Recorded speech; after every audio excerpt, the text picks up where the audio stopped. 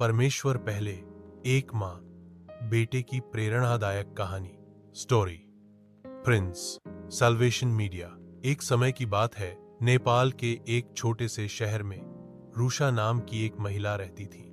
वो एक single mother थी और अपने बेटे जॉन को बहुत संघर्ष के साथ पाल रही थी, लेकिन उन्होंने कभी भी परमेश्वर पर से विश्वास नहीं खोया। रूषा हर सुबह बाइबल पढ़ती और अपने बेटे को प्रार्थना में शामिल करती। वो हमेशा जॉन से कहती, बेटा, जिंदगी में चाहे सपना कितना भी बड़ा क्यों ना हो, सबसे पहले परमेश्वर को प्राथमिकता दो, सब कुछ उसी से होता है। जॉन बचपन में यह बातें सुनता था, लेकिन जैसे जैसे बड़ा होता गया उसे लगने लगा सपने पूरे करने के लिए मेहनत चाहिए, प्रार्थना से कुछ नहीं होता। एंडी कर्मे पनपड़ा। जॉन बचपन में यह बातें सुनता था। उसने बाइबल पढ़ना छोड़ दिया, चर्च जाना छोड़ दिया और माँ की बातों को अनदेखा करने लगा।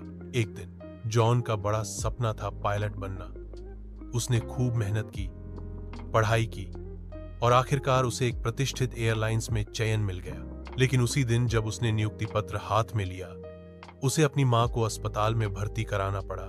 उन्हें हार्ट अटैक आया था। माँ की हालत नाजुक थी। अस्पताल के बेड पर लेटी रूषा मुस्कुराते हुए बेटे से कहती है, बेटा, तुम सफल हो गए, लेकिन अब मुझे एक बात बताओ, तुम्हारी सफलता का असली स्रोत क्या है?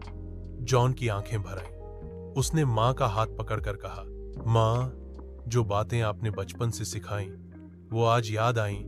अगर मैंने पहले परमेश्वर को प्राथमिकता दी होती तो शायद आज आप स्वस्थ होती। उसी रात जॉन ने पहली बार जिंदगी की सबसे गहरी प्रार्थना की, हे परमेश्वर, अब मैं आपको अपने जीवन में पहला स्थान देना चाहता हूं। कृपया मेरी मां को चंगा कर दीजिए, मैं कभी आपको नहीं भूलूंगा। चमत्कार हुआ। कुछ ही दिनों में रूषा की हालत सुधरने लगी। डॉक्टर भी हैरान रह गए। उस दिन के बाद से जॉन ने हर काम से पहले प्रार्थना करना शुरू कर दिया। वो फिर से चर्च जाने लगा, अपने करियर और परिवार में परमेश्वर को पहले स्थान पर रखने लगा।